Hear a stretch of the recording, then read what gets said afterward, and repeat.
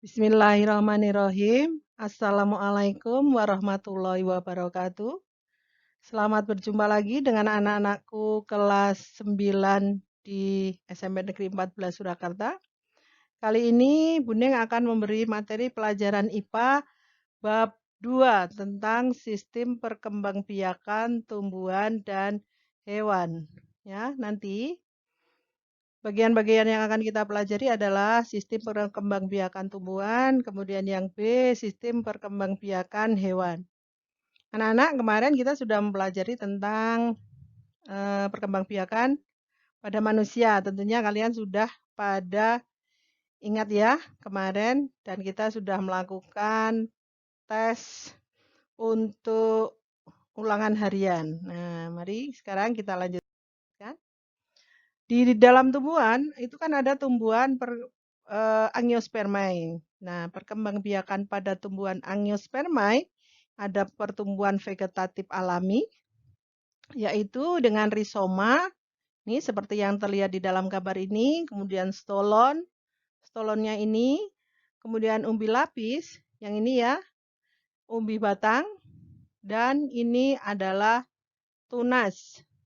Kemudian ini tunas adventif, tunasnya di sini ya, adventifnya. Nah, begitu. Kemudian perkembangbiakan vegetatif buatan. Contohnya adalah stek. Stek ini contohnya adalah ubi kayu ya. Kemudian merunduk. Ini contohnya merunduk. Kemudian cangkok.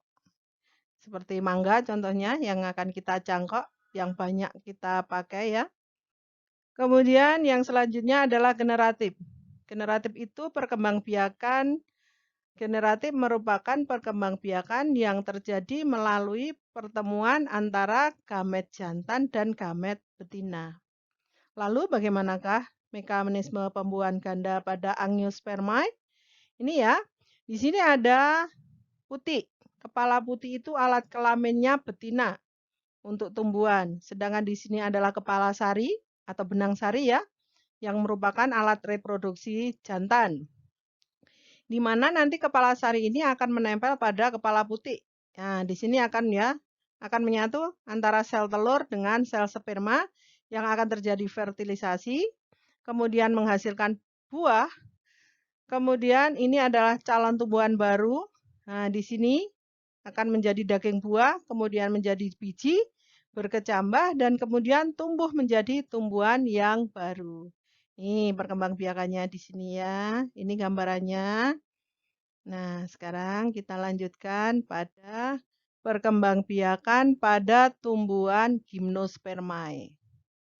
Tumbuhan Gymnospermae ini memiliki alat reproduksi berupa strobilus. Strobilus jantan menghasilkan gamet jantan, sedangkan strobilus betina akan menghasilkan gamet betina. Pada Gymnospermae, reproduksinya diawali dengan penyerbukan yang biasanya dibantu oleh angin.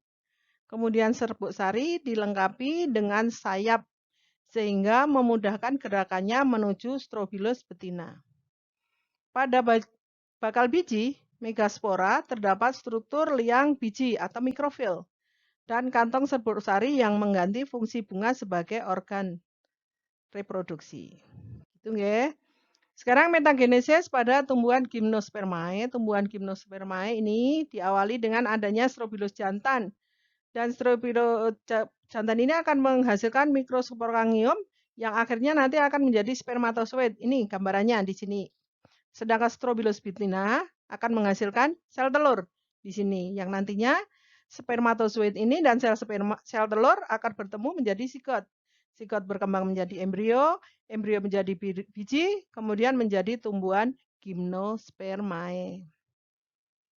Nah, kita lanjutkan pada lumut.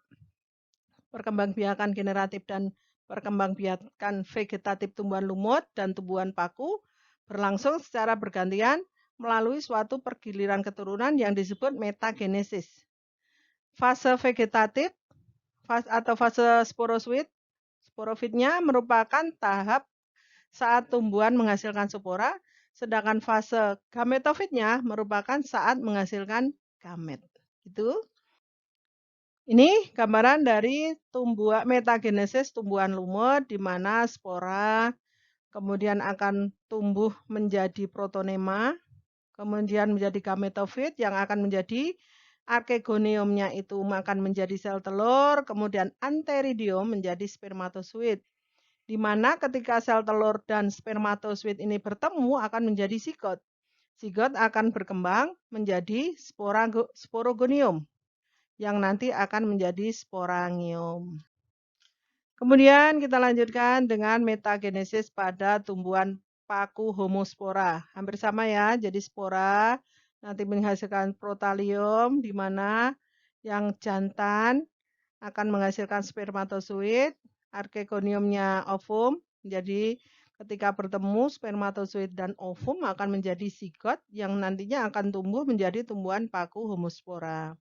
Terus kemudian menjadi sporofil, terus sporoganium. Itu selanjutnya kembali lagi ke sini. Kita lanjutkan teknologi reproduksi pada tumbuhan paku. Pada tumbuhan ya, teknologi reproduksi pada tumbuhan. Itu kalau kamu pernah lihat tumbuh-tumbuhan itu banyak yang dilakukan dengan hidroponik. Hidroponik itu metode budidaya tanaman dengan menggunakan air. Tanaman akan menyerap nutrisi yang terlarut dalam air untuk tumbuhan. Ini contohnya ya, dia bisa pakai peralon-peralon yang dipakai medianya, tempatnya untuk airnya seperti itu. Kemudian yang kedua, vertikultura, yaitu metode budidaya tanaman dengan cara membuat instalasi bertingkat. Nah, ini cantik sekali ini. Kemudian ada kultur jaringan, yaitu proses perbanyakan tanaman dengan memanfaatkan bagian tumbuhan yang ditumbuhkan dengan media steril yang mengandung nutrisi. Saya kira jelas sekali ini, sudah ada contohnya juga bagus sekali. Dan kita lanjutkan. Sekarang pada hewan. Perkembangbiakan aseksual pada hewan bisa dengan tunas. Ya, pertunasan ditandai dengan munculnya tunas berupa tonjolan pada tumbuhan induk. Contohnya hidra dan obelia. Ini tunas-tunasnya ini ya, ketika ini terpotong, ini akan tumbuh lagi menjadi ini bertunas seperti ini nanti terpotong akan menjadi individu baru. Ini yang kedua adalah dengan cara fragmentasi, yaitu perkembangbiakan dengan aseksual dengan cara memotong bagian tubuhnya, contohnya pada planaria. Satu bagian tubuh planaria ini jika terpotong, kepalanya akan berbentuk badannya lagi. Kemudian kalau dia ekor, ekornya akan membentuk tumbuh lagi. Seperti ini ya. Gambarannya sudah sangat jelas. Kemudian kita lanjutkan pada parthenogenesis, yaitu peristiwa perkembangan sel kelamin betina menjadi individu baru tanpa melalui pembuahan. Contohnya pada lebah dan kecoa. Begini ya. Kita lanjutkan. Perkembangbiakan seksual pada hewan. Perkembangbiakan seksual terjadi pada proses perkawinan antara hewan jantan dan hewan betina sehingga terjadi fertilisasi. Apakah fertilisasi? Nah, fertilisasi itu merupakan peleburan inti sel sperma dan inti sel telur. Fertilisasi antara sel sperma dengan ovum akan menghasilkan zigot yang akan berkembang menjadi embrio. Fertilisasi pada vertebrata dapat terjadi secara internal maupun eksternal.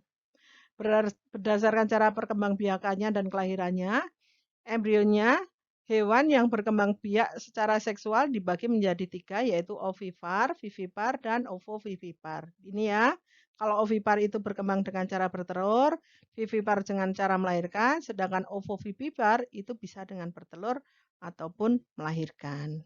Dan ini ya, kalian lihat, jadi nanti cukup embrio akan menetas dan keluar dari tubuh induk untuk melahirkan. Gitu. Ini adalah sekarang lanjut siklus hidup hewan. Metamorfosis adalah proses perubahan bentuk tubuh pada tahap pertumbuhan dan perkembangan makhluk hidup. Ada 2 ya, metamorfosis sempurna dan tidak sempurna.